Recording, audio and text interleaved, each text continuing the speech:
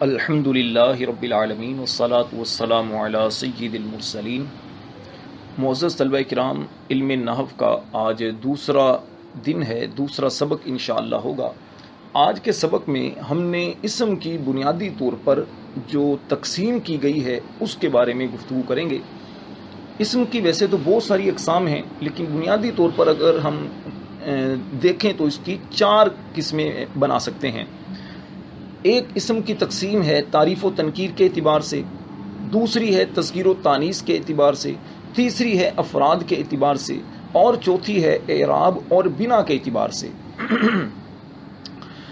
تعریف و تنکیر کے اعتبار سے اسم کی 2 قسمیں ہیں، معرفہ اور نکیرہ۔ اچھا، بعض اسم کو اسم پڑھتے ہیں تو اصل تلفظ ہے اسم۔ معرفہ کی تعریف یہ ہے کہ جس اسم سے معین یعنی خاص چیز سمجھی جائے اسے معرفہ کہتے ہیں، معرفہ، جیسے زید، اور جس اسم سے معین چیز نہ سمجھی جائے اسے نکیرہ کہتے ہیں، جیسے حجر، کوئی ایک پتھر۔ پھر معرفہ کی 7 قسمیں ہیں اور نکیرہ کی 2 قسمیں ہیں۔ معرفہ کی 7 قسمیں کون کون سی ہیں؟ وہ یہ ہیں کہ اسم علم، اسم اشارہ، اسم موصول، معرف باللام، معرف بالاضافہ، معرف بالندا، یہ ہیں 7 قسمیں۔ اسم ضمیر، ایک ہے اسم ضمیر، یہ 7 قسمیں ہیں۔ اسم ضمیر سے مراد وہ اسم جو متکلم، مخاطب یا غائب پر دلالت کرے، جیسے انا، انتا اور ہوا۔ انا متکلم پر دلالت کرتا ہے، یعنی میں، متکلم کلام کرنے والا۔ انتا، تو، مخاطب، آپ جس سے خطاب کرتے ہیں، اور ہوا وہ غائب پر دلالت کرتا ہے۔ اچھا، اسم ضمیر کو مضمر بھی کہتے ہیں۔ اسم ضمیر کا دوسرا نام ہے مضمر۔ بعض پریشان ہوتے ہیں عربی کی کتابوں میں جب مضمر لکھا جاتا ہے، تو اس بات کو ذہن نشین رکھیے۔ اچھا، اسی طرح اسم ضمیر کے علاوہ باقی ہر اسم کو اسم ظاہر یا مظہر کہتے ہیں۔ معرفہ کی دوسری قسم ہے اسم علم۔ اسم علم سے مراد وہ اسم جو کسی شخص یا کسی جگہ یا کسی چیز کا خاص نام ہو، جیسے بکرن خاص شخص کا نام ہے، مکہ خاص جگہ کا نام ہے، النحو خاص علم کا نام ہے۔ تیسری قسم ہے اسم اشارہ۔ اسم اشارہ سے مراد وہ اسم جس سے کسی کی طرف اشارہ کیا جائے، جیسے ہاذا، یہ مذکر کے لیے آپ اشارہ کرتے ہیں تو ہاذا یہ، اور ہاذہ یہ مؤنث کے لیے اشارہ کرتے ہیں، قریب کے لیے، اور دور کے لیے اشارہ کرنا ہو تو ذالک مذکر کے لیے، مؤنث کے لیے تلک وغیرہ۔ چوتھی قسم ہے اسم موصول۔ اس سے مراد وہ اسم جو بعد والے جملے سے مل کر کسی جملے کا جز بنتا ہے، جیسے الذی اور اللتی۔ اسم موصول میں آپ یاد رکھیے گا اس کے بعد ایک جملہ آتا ہے، وہ جملہ یا تو اسمیہ ہوگا یا فعلیہ ہوگا، اور اس میں ایک ضمیر ہوگی جو اسم موصول کے مطابق ہوگی۔ اس کی تفصیل انشاءاللہ آگے بیان کی جائے گی۔ 5ویں قسم ہے معرف باللام، یعنی وہ اسم جس کے شروع میں الف لام ہو، جیسے الکتاب، اصل میں تھا کتابو اور اس سے پہلے الف لام جو لگایا تو یہ بن گیا معرف باللام، خاص کتاب۔ اور 6ٹھی قسم ہے معرف بالاضافہ، یعنی وہ اسم جو معرفہ کی طرف مضاف ہو، جیسے قلم زید۔ اب قلم یہ نکرہ ہے اور زید یہ ہے معرفہ، ایک خاص شخص کا نام ہے، تو نکرہ کی معرفہ کی طرف جب اضافت ہوئی تو اسے کہتے ہیں معرف بالاضافہ، یعنی اضافت کی وجہ سے اسے معرفہ بنا دیا گیا۔ اور 7ویں قسم ہے معرف بالندا۔ اس سے مراد وہ اسم جس کے شروع میں حرف ندا ہو، جیسے یا رجل۔ حرف ندا جو ہیں 5 ہیں، ان میں سے کوئی بھی حرف ندا اگر آ جائے تو اسے کہیں گے معرف بالندا، یعنی حرف ندا داخل ہونے کی وجہ سے اب یہ معرفہ ہو گیا۔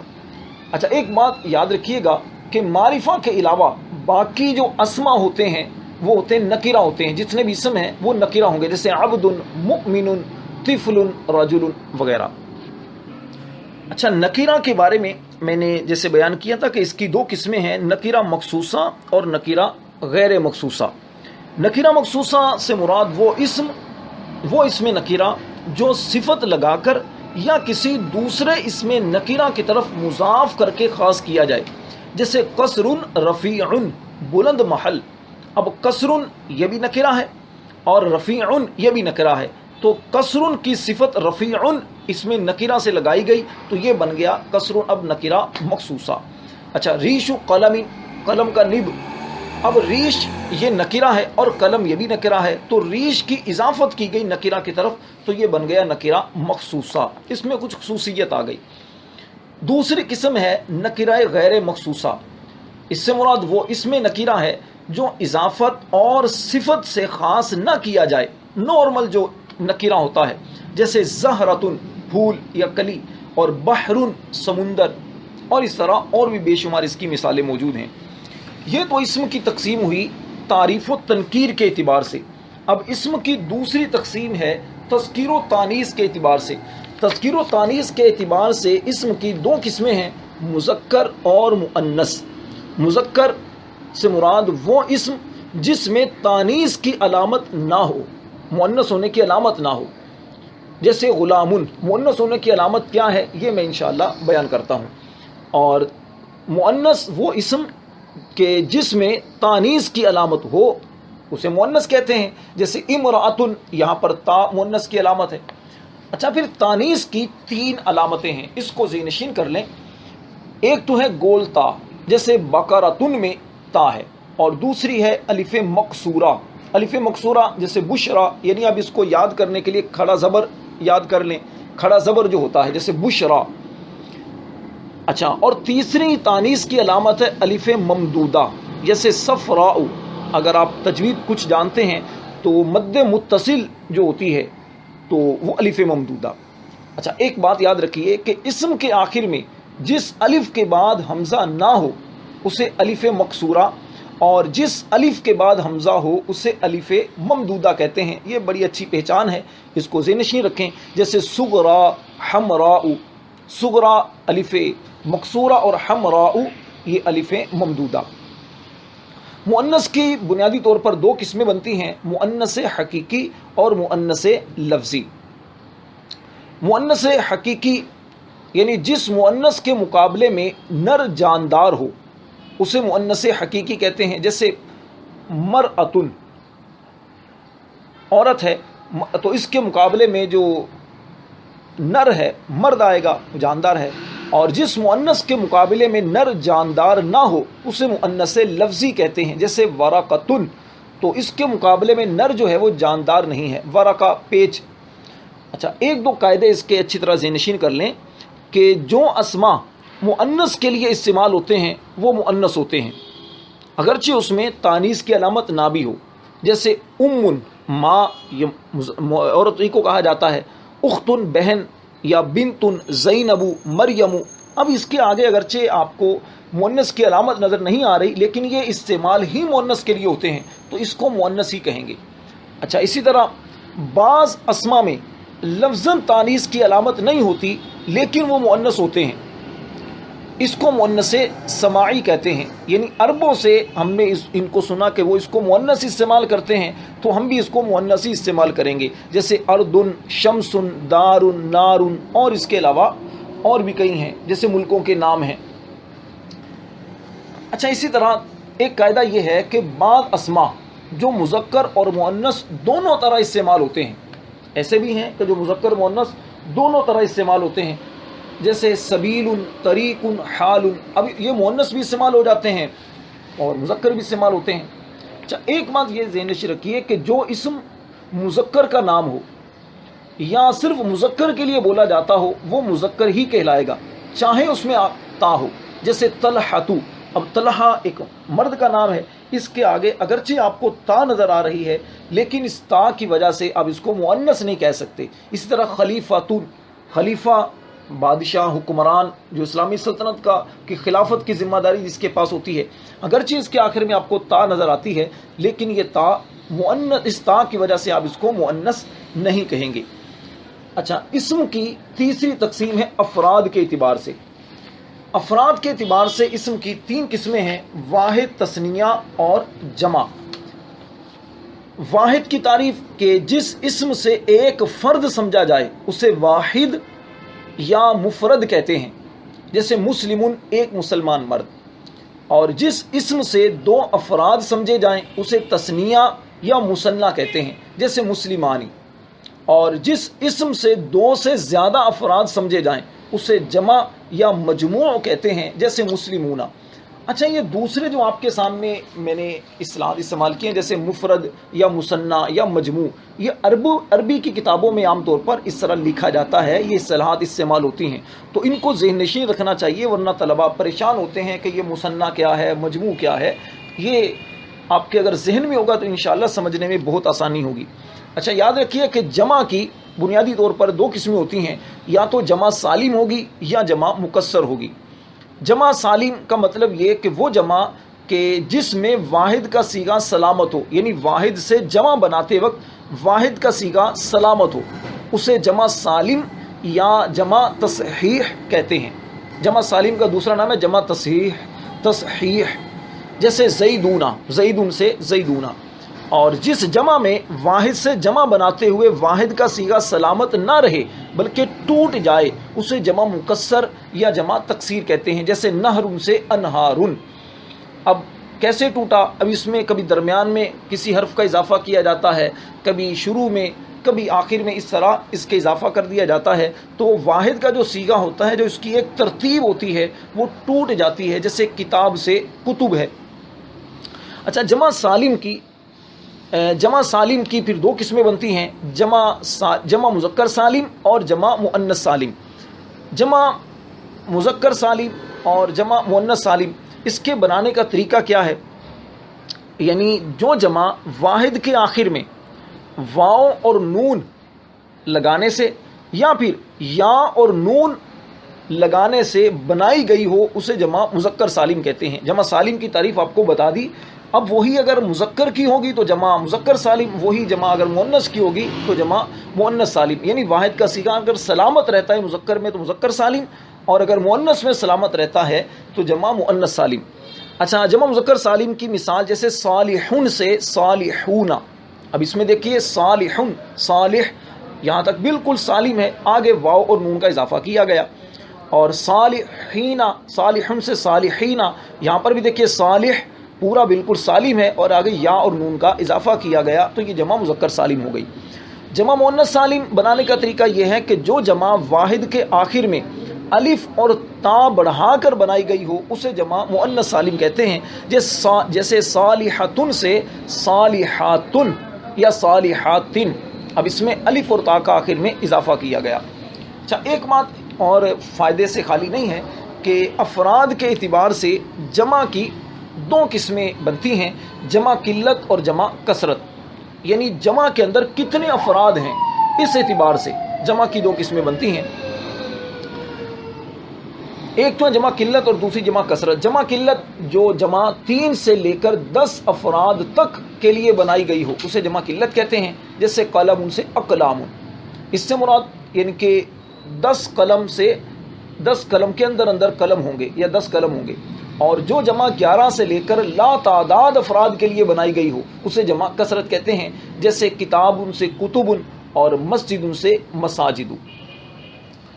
اچھا، اب تثنیہ واحد سے تثنیہ بنانے کا طریقہ بھی سن لیں، انشاءاللہ فائدہ ہوگا اس سے بھی، کہ واحد اسم کے آخر میں آنی یا عینی لگا دینے سے وہ جو جمع سالم ہوگی وہ تثنیہ بن جائے گی، جیسے مسلم سے مسلمانی یا مسلمینی۔ اور واحد اسم کے آخر میں اونا یا اینا لگا دینے سے وہ جمع مذکر سالم بن جاتا ہے، جیسے مسلم سے مسلمونا یا مسلم سے مسلمینا۔ اچھا، اسی طرح واحد اسم کے آخر میں آتن یا آتن لگا دینے سے وہ جمع مؤنث سالم بن جاتا ہے، جیسے مسلمتن سے مسلماتن یا مسلمتن سے مسلماتن۔ اس بات کو ذہن نشین کر لیں۔ ایک قاعدہ یہ ہے کہ جو اسم جمع نہ ہو، بڑی اہم بات ہے، جو اسم جمع نہ ہو لیکن جمع کا معنی دے تو اسے جمع نہیں کہتے بلکہ اسم جمع کہتے ہیں، اس کا نام ہوگا اسم جمع، جس سے رہتن یا قومن، قوم سے مراد بہت سارے افراد پر یہ لفظ بولا جاتا ہے، لیکن اس کو کہیں گے اسم جمع، کیونکہ جمع بنانے کا تو ایک طریقہ ہے، تو اب اسم جمع ہے یعنی اس کے اندر جمع کا معنی ہے۔ اچھا، اسم کی چوتھی تقسیم ہے اعراب اور بنا کے اعتبار سے. اس اعتبار سے اسم کی دو قسمیں ہیں، معرب اور مبنی. معرب وہ اسم کہ جس کا آخر عامل کی وجہ سے بدل جائے اسے معرب یا اسم متمکن کہتے ہیں. جیسے جاء زیدن، رأیت زیدن، مررت بزیدن. اب ان مثالوں میں آپ غور کریں کہ زید پر اعراب تبدیل ہوا. پہلی مثال میں جاء زیدن میں زید پر رفع آیا، دوسری مثال میں رأیت زیدن میں زید پر نصب، اور تیسری مثال میں زید پر جو جر آئی.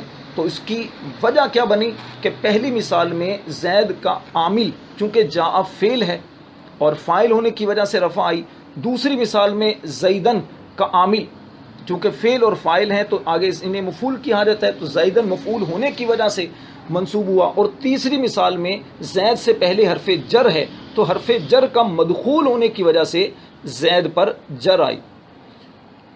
اسی طرح اور بھی مثالیں ہیں. اور جس اسم کا آخر عامل کی وجہ سے نہ بدلے اسے مبنی یا اسم غیر متمکن کہتے ہیں. جیسے جاء ھذا، رأیت ھذا، مررت بھذا. اب ان تینوں مثالوں میں غور کریں کہ ھذا اپنی اصلی صورت پر ہے. ھذا سے پہلے پہلی صورت میں جاء فعل آیا، دوسری صورت میں رأیت آیا، اور تیسری صورت میں با آیا، لیکن تینوں صورتوں میں ھذا اپنی اصلی صورت پر ہے، اس میں کوئی تبدیلی نہیں ہوئی اعراب کی. اچھا، اس میں آپ نے عامل کا سنا تو یاد رکھیے کہ عامل سے مراد جس چیز کی وجہ سے معرب میں یعنی اس میں معرب میں فاعل، مفعول یا مضاف الیہ ہونے کی صفت پیدا ہو اسے عامل کہتے ہیں. جیسے اوپر کی جو آپ کو مثالیں دی گئیں اس میں جاء، رأیت اور با یہ عامل ہیں، اور جس معرب میں یہ صفت پیدا ہو اسے معمول کہتے ہیں. یعنی اس جس کی وجہ سے اس کو یوں سمجھیے کہ جس کی وجہ سے اعراب میں تبدیلی آئے، تبدیلی والی صفت پیدا ہو تو وہ عامل، اور جس میں تبدیلی ہو صفت پیدا ہو تو اسے معمول کہتے ہیں. اچھا، اعراب کسے کہتے ہیں؟ اعراب کہتے ہیں کہ جس حرکت یا حرف سے معرب کا آخر بدلتا ہے اسے اعراب کہتے ہیں. جس حرکت کی وجہ سے یا جس حرکت یا حرف سے معرب کا آخر بدلتا ہے اسے اعراب کہتے ہیں. جیسے آپ مثالیں دیکھیے تو اس میں مثال کیا ہے؟ زبر زیر پیش یعنی کہ اعراب بالحرکت، اور واو الف واو یا اعراب بالحرف ہے. اچھا، اعراب کی تقسیم یہ بڑی ایک اہم گفتگو ہے، توجہ سے سنیے گا. معرب کا اعراب کبھی حرکت کے ذریعے آتا ہے اور کبھی حرف کے ذریعے. اس لحاظ سے اعراب کی دو قسمیں بنتی ہیں، اعراب بالحرکت اور اعراب بالحرف. جو اعراب ضمہ، فتحہ اور کسرہ کی صورت میں ہو اسے اعراب بالحرکت کہتے ہیں، اور جو اعراب الف، واو اور یا کی صورت میں ہو اسے اعراب بالحرف کہتے ہیں. اچھا، معرب کا اعراب کبھی پڑھنے میں آتا ہے اور کبھی پڑھنے میں نہیں آتا. تو اس اعتبار سے بھی اعراب کی دو قسمیں بن جاتی ہیں، اعراب لفظی اور اعراب تقدیری. اعراب لفظی یعنی جو اعراب پڑھنے میں آئے اسے کہیں گے اعراب لفظی. جیسے آپ مثالیں کہ جاء زیدن، زیدن پر جو اعراب پڑھنے میں آ رہا ہے تو یہ ہے اعراب لفظی. اور اعراب تقدیری کہ جو اعراب پڑھنے میں نہ آئے اسے اعراب تقدیری کہتے ہیں. جیسے جاء فتن، رأیت فتن، مررت بفتن. اب ان تینوں مثالوں میں غور کریں کہ اعراب تینوں کا فتن فتن فتن، اس میں اعراب پڑھنے میں نہیں آ رہا تو اسے کہیں گے اعراب تقدیری. تو اس کو ذہن نشین رکھنا بہت ضروری ہے. اچھا، عامل کے بارے میں بھی آپ نے سنا کہ عامل وہ ہوتا ہے کہ جس چیز کی وجہ سے معرب میں فاعل، مفعول یا مضاف الیہ ہونے کی صفت پیدا ہو، فاعل، مفعول یا مضاف الیہ ہونے کی صفت پیدا ہو تو اسے معرب کہتے ہیں، عامل کہتے ہیں. اور جس کے اندر جس معرب میں یہ صفت پیدا ہو تو اسے معمول کہتے ہیں. عامل کی بھی دو قسمیں بنتی ہیں، ایک ہوتا ہے عامل لفظی اور دوسرا ہے عامل معنوی. جو عامل پڑھنے میں آئے اسے کہتے ہیں عامل لفظی، جیسے جاء زیدن میں جاء پڑھنے میں آ رہا ہے. اور جو عامل پڑھنے میں نہ آئے اسے کہتے ہیں عامل معنوی، جیسے زیدن قائم. اب مبتدا آپ سنتے ہیں زیدن جیسے مبتدا ہے تو اس کا جو عامل ہے وہ معنوی ہے، ابتدا میں آنا، یہ اس کا عامل ہے، اور اس کی وجہ سے اس پر رفع آئی، یہ عامل جو ہے یہ پڑھنے میں نہیں آ رہا۔ اچھا اس کی اور بھی صورتیں ہیں جامی کے اندر کہ زیدن کا عامل جو ہے وہ کیا ہے، ابتدا ہے یا کوئی اور ہے۔ بعض نے اس کی اور بھی 2-3 صورتیں بیان کی ہیں، تو سمجھانے کے لیے میں نے ایک صورت آپ کے سامنے بیان کی ہے۔ اس سبق کو اچھی طرح توجہ کے ساتھ آپ نے سننا ہے، یاد کرنا ہے۔ اس کے لیے چاہیں تو اپنے سامنے خلاصۃ النحو کھول کر سامنے رکھ لیں اور اس کو دیکھتے رہیں اور ان کو سنتے رہیں، انشاءاللہ اچھے انداز سے سمجھ میں آ جائے گی۔ اگر کوئی بات سمجھ میں نہ آئے تو آپ مجھ سے پوچھ سکتے ہیں۔ اللہ تعالی ہم سب کو اخلاص کے ساتھ عمل کی توفیق عطا فرمائے۔